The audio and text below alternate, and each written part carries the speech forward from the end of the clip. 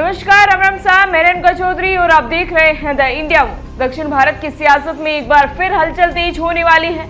सवाल सिर्फ इतना ही है कि क्या जिस जमीन पर अब तक बीजेपी के लिए कमल खिलाना मुश्किल रहा, वहां प्रधानमंत्री नरेंद्र मोदी विकास की खाद डालकर उसे उपजाऊ बना पाएंगे। इसी मिशन के साथ पीएम मोदी आज केरल और तमिलनाडु के दौरे पर हैं।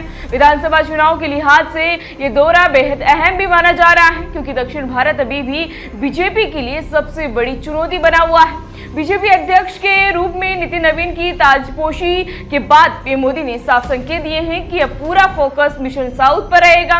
केरल और तमिलनाडु दोनों ही राज्यों में बीजेपी की सियासी जमीन अब तक पथरीली रही है, लेकिन पीएम मोदी विकास की सौगात देकर इस जमीन को अपने पक्ष में मोड़ने की कोशिश करते नजर आ रहे हैं। वहीं इसी दौरे की शुरुआत पीएम मोदी ने केरल से की, जहां नवाचार और उद्यमिता को बढ़ावा देने के लिए एक बड़े इनोवेशन हब की नींव भी रखी गई है। इसी के साथ पीएम मोदी ने 4 नई रेल सेवाओं को हरी झंडी दिखाई, जिसमें 3 अमृत भारत एक्सप्रेस ट्रेनें शामिल हैं, जो केरल, तमिलनाडु, कर्नाटक, तेलंगाना और आंध्र प्रदेश को आपस में जोड़ेगी। यही नहीं, पीएम मोदी शहरी आजीविका को मजबूत करने के लिए पीएम स्वनिधि क्रेडिट कार्ड भी जारी किया है, जिससे रेहड़ी पटरी वालों को वित्तीय मदद और औपचारिक बैंकिंग से जोड़ने का प्रयास किया जाएगा। वही कहा तो ये भी जा रहा है कि तिरुवनंतपुरम में एक आधुनिक डाकघर का उद्घाटन और रोड शो के जरिए पीएम मोदी शहरी मतदाताओं और आम लोगों को सीधा संदेश पहुंचाने की कोशिश भी कर रहे हैं। खास बात तो यह है कि हाल ही में तिरुवनंतपुरम में बीजेपी का पहला मेयर बनने के बाद पीएम मोदी का ये दौरा पार्टी के लिए मनोबल बढ़ाने वाला माना जा रहा है। बता दें कि केरल में विकास की सौगात देने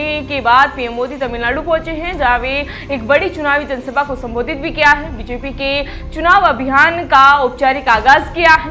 वहीं तमिलनाडु में बीजेपी अन्ना द्रमुक के साथ मिलकर सत्ता की लड़ाई लड़ रही है और एनडीए को मजबूत करने के लिए एएमके जैसे दलों का साथ जोड़कर भी लिया गया है। पीएम मोदी की रैली में एनडीए अपनी एकजुटता और ताकत का प्रदर्शन कर रही है। वहीं डीएमके के गढ़ में सत्तारूढ़ दल को सीधी चुनौती भी दे रही है। अब जानकारों का कहना है कि उत्तर भारत में पीएम मोदी का जादू जहां सिर चढ़कर बोलता है, वहीं दक्षिण भारत में भरोसा जीतना अब एक बड़ी कसौटी बन चुका है। अब सभी की नजरें इस पर टिकी हैं कि क्या पीएम मोदी विकास, कनेक्टिविटी और गठबंधन की ताकत के दम पर दक्षिण भारत में कमल खिला पाएंगे। ये तो खैर वक्त ही बताएगा। फिलहाल इसी तरह की अपडेट्स के लिए बने रहिए हमारे साथ और देखते रहिए द इंडिया मूव्स। नमस्कार।